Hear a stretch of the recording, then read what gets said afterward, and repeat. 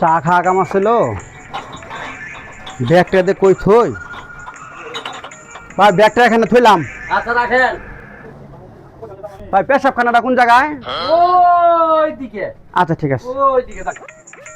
দেখো তুমি পাগল ছাগল নাকি? জিনিস ফলাই তো এই যে এইভাবে জিনিসটা হয়ে গেছে মানুষের মধ্যে, যদি একজনের নাইগা এটা তো জবাব দিয়ে আমার করে লোক ধরবো তো দোকানদারের রে। জিনিসটা হেফাজতে থমন লাগে না? চাচা একটা ভালো করে একটা দুধ চা দেন তো। হ্যাঁ বসেন। নেন। কি ব্যাপার, আমার ব্যাগ কোথায় গেল? হ্যাঁ আমার ব্যাগ কোথায়? একটা এখানেই ছিল, রাখলেন। 5 মিনিটের মধ্যে যদি আমার যদি ব্যাগ না বাই করে দেন তাহলে করে আমি রংপুরের ঘটনা করামু। এই যে আপনার ব্যাগ। চাচা ব্যাগ পাইছেন না? হ্যাঁ ব্যাগ পাইছি।